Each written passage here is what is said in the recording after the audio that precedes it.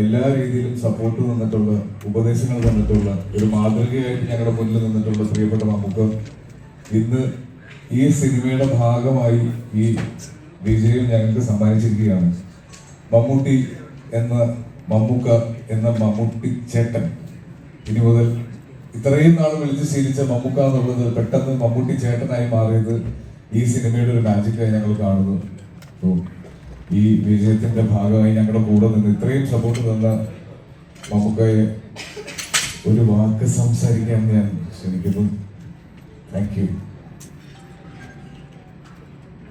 നമസ്കാരം. ഈ സിനിമയിൽ ഞാൻ ഒരു വാക്കേ സംസാരിച്ചിട്ടുണ്ട്, രണ്ട് വാക്കേ സംസാരിച്ചിട്ടുണ്ട്. സിനിമയുടെ കഥയുണ്ട്. ഞാൻ ഈ സിനിമയിൽ വന്ന കാലത്ത് അന്ന് എനിക്ക് വുഡ്ലാൻഡ്സ് ഹോട്ടലിൻ്റെ അഡ്രസ്സിലാണെന്ന് നാനയിൽ എൻ്റെ മേൽവിലാസം കൊടുത്തത്. ഈ ആരാധകരുടെ കത്തുകളുള്ള ഒരു ഫാൻ മെയിലുകൾ തുടങ്ങിയ കാലമാണ് അതൊക്കെ ആൾക്കാർക്ക് പരിചയമായി വരുന്നത്.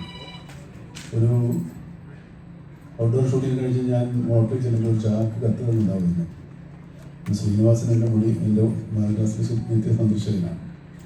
ഒഴിവ് സമയങ്ങളിൽ ശ്രീനിവാസനാണ് കൂടുതലും കത്തുകൾ ഓടിച്ചു പോയത്. അപ്പോൾ ശ്രീനിവാസൻ്റെ കത്തുകളിൽ നിന്നൊന്ന് തിരഞ്ഞെടുക്കാണ് പ്രിയപ്പെട്ട മമ്മൂട്ടി ചോട്ടൻ എന്നാണ്. ആ മമ്മൂട്ടി ചേട്ടൻ്റെ കഥയാണ് ശ്രീനിവാസൻ പിന്നീട് ഉത്തരം എന്ന പുതിയൊരു ഈസിയുടെ കഥാപാത്രത്തിൻ്റെ അങ്ങനെയാണ് അടുത്ത വരുന്നത്. അതാണ് മമ്മൂട്ടി ചേട്ടൻ്റെ കഥ. ഇത് വേറെ ഈ സിനിമയിലെ കഥ.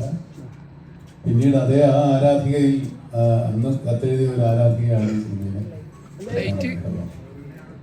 അപ്പോഴത്തേക്ക് ഞാൻ സിനിമയുടെ കഥ പറഞ്ഞാൽ അത് ഇംഗ്ലീഷിൽ പറയുന്ന സ്പോയിലറായി.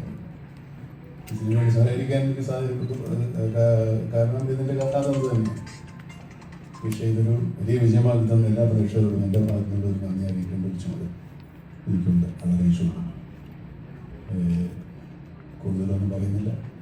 സിനിമ വിജയത്തിലേക്ക് പിടിക്കട്ടെ എന്ന് ഒരിക്കൽ കൂടി ആശംസിക്കുന്നു. എല്ലാവർക്കും ആശംസ.